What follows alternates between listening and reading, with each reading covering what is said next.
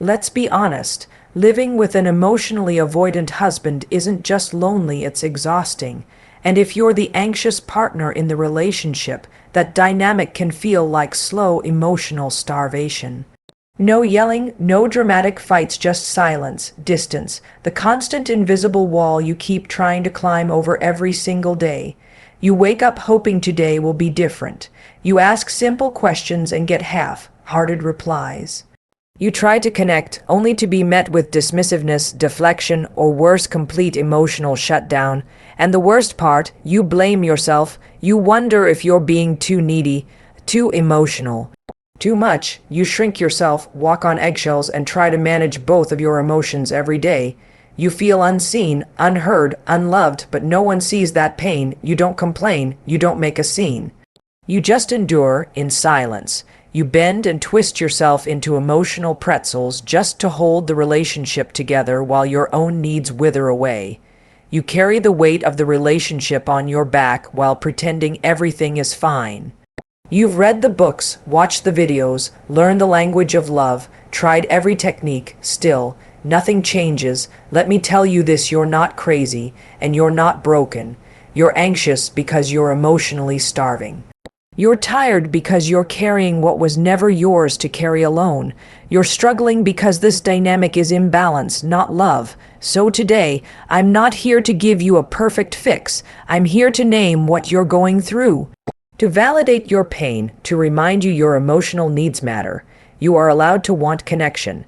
You are allowed to stop trying to rescue someone who refuses to meet you halfway. And most of all, you are allowed to choose your peace over staying stuck in emotional chaos. Living with an avoidant partner creates silent emotional exhaustion. It's not loud. It doesn't come with shouting matches or slammed doors. It's quieter than that. It's the silence in the car rides, the blank stare when you're trying to open up, the way they shut down when conversations get vulnerable. It's the unanswered emotional bids, the ones where you say, "How was your day?" and get a shrug, or when you say, "I feel a little off today," and they change the subject. You don't fight about it because there's nothing to fight with asterisk. They don't show up emotionally, so there's nothing to respond to. And that's what makes it so hard, because the pain isn't dramatic. It's invisible, but it's always there sitting just under the surface. You feel like you're doing all the emotional heavy lifting, checking in, keeping the connection alive, managing the mood, holding space constantly. And it becomes draining in ways you can't explain. There's no big moment to point to, just hundreds of small rejections, tiny dismissals that accumulate over time. Until one day you wake up and realize how alone you feel, even though someone sleeps next to you every night. You start questioning your own emotions. Am I being too sensitive? Is this just how relationships are? You tell yourself it's not that bad. You convince yourself you're lucky, at least they're not mean. At least they stay. At least they provide. But the truth is, you are emotionally starving. You crave depth, connection, presence. You want someone who meets you in the middle, who hears you, feels with you, leans in, but instead you get distance and more silence. And when you finally do bring it up, it feels like talking to a wall. They say, "You're overthinking." Or, "Why do you always need to talk about feelings?" So you shut down again. And the cycle repeats. You become afraid to ask for what you need, afraid of the disappointment that will follow. You lower your expectations not because you want to, but because it hurts less than hoping. And that lowering becomes your normal. You stop recognizing yourself. You become quieter, more cautious, less alive. You lose your voice while trying to preserve the peace. But the truth is, peace without connection isn't peace. It's emotional abandonment dressed in politeness. And while they may not be yelling, their silence is screaming. It tells you loud and clear, "I can't meet you there." And every day you stay, you're left trying to fill a gap you didn't create. Trying to hold together something that keeps slipping through your fingers. Trying to stay strong in a relationship that makes you feel weak, and still no one sees it. Anxious women often internalize the disconnect and blame themselves. They notice when something feels off, when the energy changes, when their partner pulls away even slightly, and instead of questioning the relationship, they start questioning themselves. Did I say something wrong? Maybe I'm asking for too much. I should have just let it go. They replay conversations in their heads, overanalyze text messages, search for signs they missed. It's like their mind becomes a loop of self, blame, and second guessing, because when you're anxious, love doesn't feel steady. It feels conditional, like something you have to earn, manage, or maintain. So when that love feels distant or cold, the first instinct is to assume fault. And that's the dangerous part. Not only are you struggling with the lack of connection, you're also carrying the guilt for it. As if it's your job to fix it, your job to understand them, soothe them, reach them, even when they're not reaching back. You start to shrink, you quiet your needs, you convince yourself your emotions are a burden. You become the peacemaker, the problem solver, the one who holds it all together even while falling apart inside. You tell yourself you're being too much again, too needy, too emotional, too sensitive. You minimize your own feelings because they don't seem to matter in the relationship. And slowly, you start disconnecting from yourself. You begin to feel like you're walking through a fog, emotionally exhausted but unsure why. Lonely but not allowed to name it, because every time you do, it's dismissed or ignored, so you retreat, you bottle it up, you smile and carry on, but inside, you're constantly managing your partner's silence and your own storm. You keep hoping if you're more patient, more calm, more understanding, they'll finally meet you emotionally, but they don't, and still you blame yourself. You think love is about giving without needing. You think holding space means holding everything in.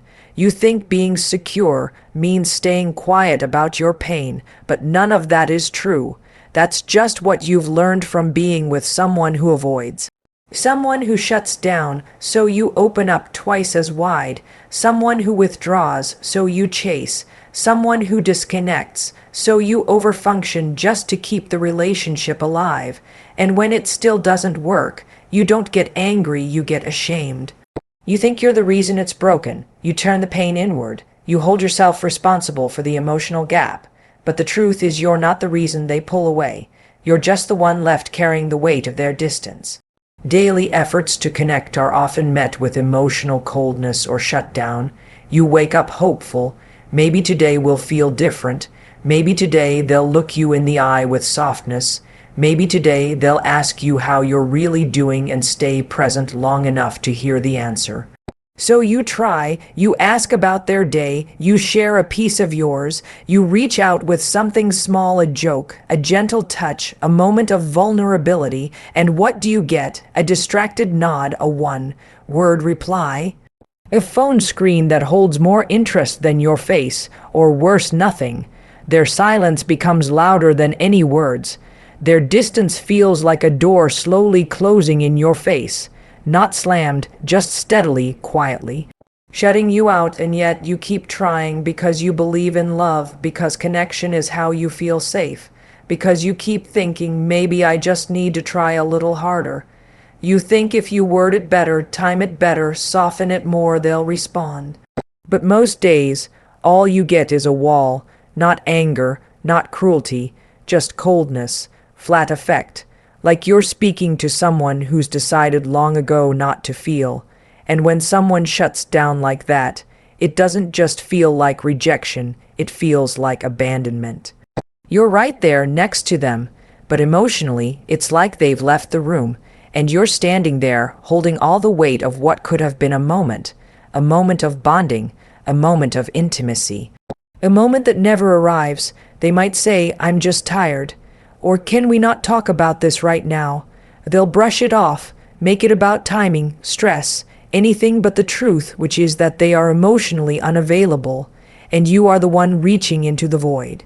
And every time this happens, it chips away at you, not dramatically, but slowly, like water eroding stone. It makes you question whether your needs are valid. It makes you wonder if emotional closeness is even possible. You tell yourself to stop expecting so much. You coach yourself into detachment just to survive the interaction. But that's not love. That's self-abandonment disguised as patience. It's emotional survival mode. You show up every day with warmth, with heart, with a need to connect, and it's met with indifference, with a blank face, with a partner who seems more comfortable shutting down than opening up. And that hurts. Because connection isn't just something you want, it's something you need. But when those needs are constantly met with coldness, you begin to doubt whether you'll ever be truly seen. The avoidant-anxious dynamic creates a painful imbalance of emotional labor. One partner is always reaching, always questioning, always trying to hold the relationship together, while the other retreats, withdraws, disengages. It's like a dance, one person moving forward, the other stepping back. And every time you try to close the gap, it widens, not because you're doing it wrong, but because the other person is doing nothing. You end up doing the emotional work for two. You initiate every conversation. You bring up the hard topics. You ask, "Are we okay?" You name the disconnection, hoping they'll meet you halfway, but they rarely do. Instead, they shut down, they deflect, they label your concern as drama. They turn your needs into burdens, and so you carry it all silently. You manage not just your own feelings, but also their moods, their triggers, their distance. You regulate the emotional climate of the relationship, because if you don't, no one will. You apologize more than you should. You forgive before you're ready. You minimize your hurt just to keep the peace, because you fear that if you push too hard, they'll disappear completely, and that fear drives everything. You stop asking for what you need. You walk on eggshells. You wait for small crumbs of connection, and when you get them, you cling. But that's not connection. That's survival. That's imbalance. Because in a healthy relationship, emotional labor is shared. Both partners show up, both take responsibility, both tend to the bond, but in the avoidant-anxious dynamic, only one person is doing that work. Only one person is fighting to keep the relationship emotionally alive. And it's exhausting. You feel like a caregiver more than a partner. You're constantly adjusting yourself to avoid triggering their discomfort. You're hyper, aware of their moods, their silence, their reactions. Meanwhile, your own emotional needs sit in the background unmet, unspoken, unnoticed. You begin to lose sight of what's fair. You convince yourself that love means sacrifice, that maybe you're just the more emotional one, and that's your role. But that's not true. You are not too much. You are just carrying many emotional responsibilities that were never meant to be yours alone. And over time, that imbalance doesn't just wear on your energy, it erodes your self-worth. Because when one person does all the emotional labor, they don't just get tired. They begin to forget what it feels like to be emotionally held too. Many anxious partners suppress their own needs to avoid conflict. They feel the tension rising. They sense the emotional distance. They want to speak up, to say something, to express what's been building inside, but they hesitate because they already know how it will go. They've been here before. They've tried to express their feelings only to be met with silence, dismissal, or blame. So now, instead of speaking, they swallow it. They tell themselves it's not worth the fight. They convince themselves to stay quiet, to let it go, to be the bigger person. But each time they do, it takes a piece of them. They suppress the tears when they feel unseen. They pretend they're fine when they're aching inside. They smile through the disappointment just to keep the peace. They've learned that expressing their needs might trigger withdrawal or stonewalling or a conversation that ends in them feeling even more alone, so they don't bring it up. They don't say what they need. They adjust. They bend. They tiptoe. They manage their partner's comfort at the cost of their own emotional well-being. And on the surface, it looks calm, no fighting, no drama, just a quiet, functional relationship. But under that still surface is a storm of unmet needs, unspoken hurt, unacknowledged pain. They go to bed with heavy hearts and fake smiles. They act like everything's okay just to avoid pushing their partner away. Because deep down, they fear that any emotional expression might be too much. So they become low maintenance, hyper, independent, easygoing on the outside, but inside, they're screaming for connection, for understanding, for someone to ask, what do you need, and actually mean it. They start believing their needs are a problem, that their longing for closeness is weakness, that being sensitive makes them less lovable. So they shrink themselves, they get smaller and quieter in the relationship, not because they're okay, but because they're afraid of rejection, afraid of being misunderstood, afraid that the emotional space they need might be too big for someone who refuses to step into it.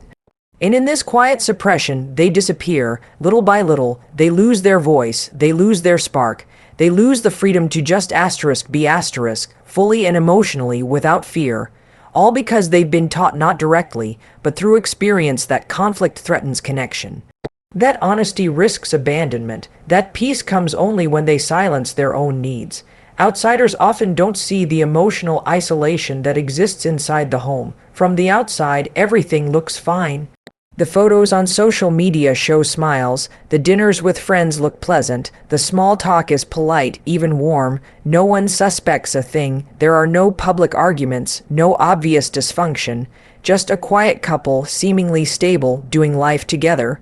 But what people don't see is the silence after the door closes, the emotional walls, the absence of warmth, the way conversations are mechanical, not meaningful. They don't see the woman lying awake at night, wondering why she feels so alone beside the person who promised to love her. They don't hear the one-word answers, they don't notice the emotional distance, they don't see her slowly fading behind the mask of everything's okay. And so she stays quiet, because how do you explain a kind of loneliness that doesn't leave bruises? How do you describe the ache of being unseen by someone who is physically present every day? How do you say, I'm hurting? When no one around you believes there's anything wrong, it's easier to pretend, to laugh at the right times, to tell people we're good, to keep the image intact, because explaining emotional neglect feels impossible, because people expect relationships to look broken if they are broken. But sometimes they don't. Sometimes they look perfect from the outside and feel empty on the inside. She becomes skilled at hiding it. She learns how to show up to family gatherings with a smile. She learns how to talk about her partner without revealing the pain. She learns how to cope silently, because when no one sees your isolation, you start to question if it's even real. You wonder if you're overreacting, if your expectations are too high, if maybe love is supposed to feel this lonely. And when people compliment your relationship, it stings, because they're praising a picture, not the reality. They're admiring a bond that feels hollow to you, so you nod and smile, you agree with their version of your life. Because it's easier than telling the truth, because even if you told them, they wouldn't understand, and the hardest part, sometimes you wish something dramatic would happen just so the world could see what you're feeling. But instead, you suffer in the quiet, unnoticed, unvalidated, alone. Emotional isolation isn't always visible. It doesn't always come with loud signs. Sometimes it hides behind shared routines, shared beds, shared names, and yet no shared intimacy. And no one sees it, not because it isn't there, but because it's easier to believe in the appearance than to question the truth that hides beneath it. So if you've been carrying that invisible weight, if you've been silently aching in a home that looks whole on the outside, but feels hollow on the inside, know this. Your pain is real. Your loneliness is valid. And your emotional needs are not too much. You don't have to keep pretending. You don't have to keep shrinking. You don't have to keep holding it all together alone. You are not crazy for wanting closeness. You are not broken for needing connection. And you are not selfish for finally deciding that your voice, your feelings, and your peace deserve to be honored. Because being unseen in your own relationship is not something you have to accept. It's something you are allowed to outgrow. And the moment you stop hiding your truth is the moment you start reclaiming your power.